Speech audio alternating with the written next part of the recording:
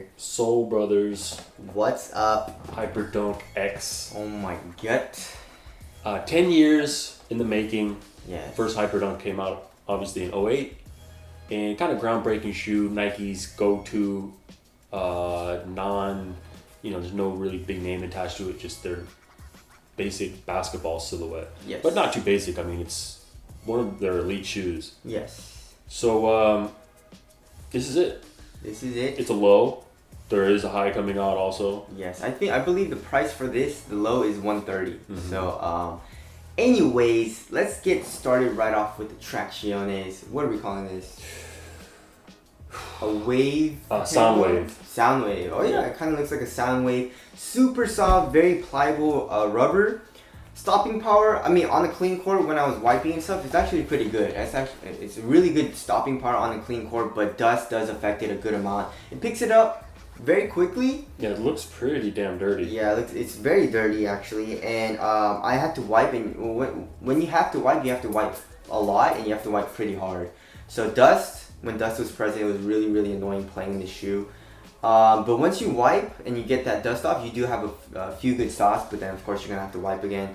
Super annoying. Outdoor use as well is not recommended because it's a super soft rubber, and I only use this indoors, and it is fraying off just a little bit here in the tippy toe, and also like the ball of where the ball of my foot is right here. Right. Just a little bit. So outdoor use, not recommended.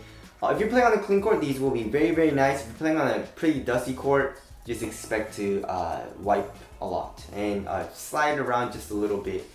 So traction, it was pretty good. That's kind of a bummer. Yes. Moving on to the cushion.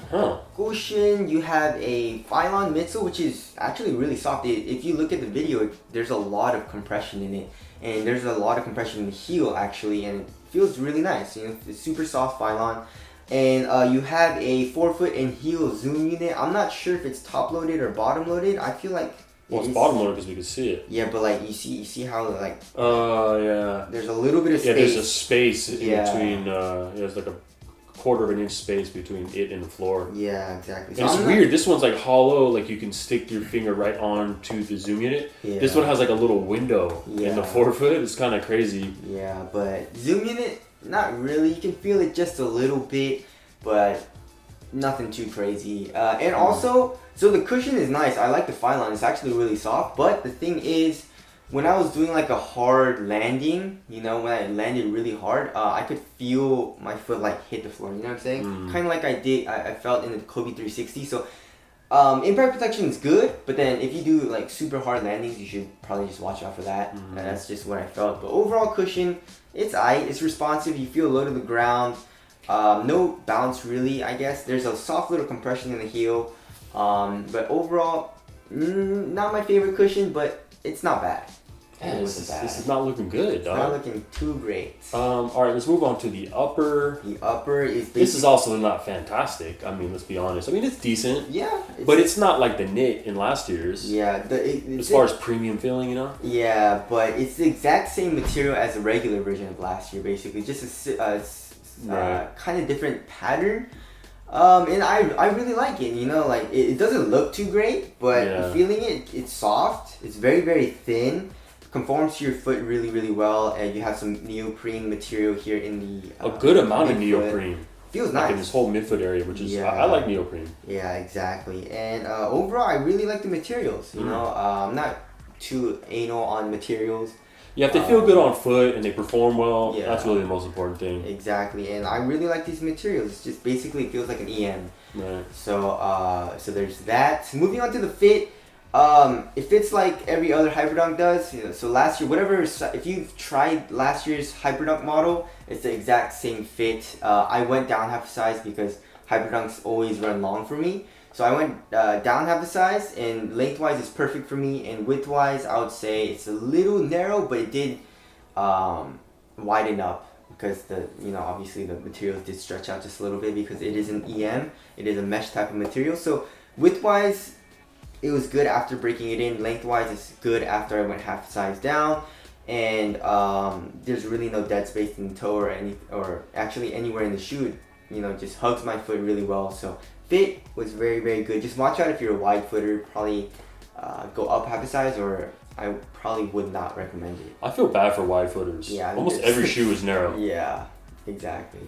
But anyway, so fit was good. Support in lockdown was also okay. So support, very, very good. You have the midsole coming up a good amount here in the midfoot. Yeah, it's a big plate. Exactly. But in lockdown, there's no heel slippage or anything. I did feel my forefoot stretching the material just a little bit and coming out of the footbed just a little bit in the forefoot while I was doing a crazy, like a really hard lateral movement, you know, like a cross or something. But other than that, it felt pretty damn supportive. So just watch out if you're. It wasn't horrible though. It wasn't It wasn't like, what do you call it? It wasn't a deal breaker. It wasn't horrible, but I just felt it just. But if you're a really, really big dude who's real shifty, maybe you might have problems. Exactly. But other than that, it was okay. So there's that, and you also have a pretty wide outrigger. You know, very sharp. So you should be good for ankle stability. You know. So anyways, there's that. Moving on to the weight. They're super light. 11 is light. Yes, 11.08 ounces. Super light. Does it feel light? Yes. It is also very responsive. I just wish the traction was just a little bit better on dust. But when it was when the court was clean, I mean, there was really no problem. So very responsive and light feeling shoe. Durability. Durability, I feel like is not gonna be very good. You know, the rubber, it's already fraying off just a little bit. There's a lot of compression marks. Do not get this white pair. Yeah, do not. Yeah, it's so dirty. Yeah, and I feel like the material also is not the most durable. Yeah. So, I don't think durability is going to be very good in this. And how was ventilation? Ventilation was okay. Yeah. Not bad. Right. Aesthetics. I like him. Yeah, definitely looks better in hand, on foot when he was wearing it. Definitely looks better. I still don't love him.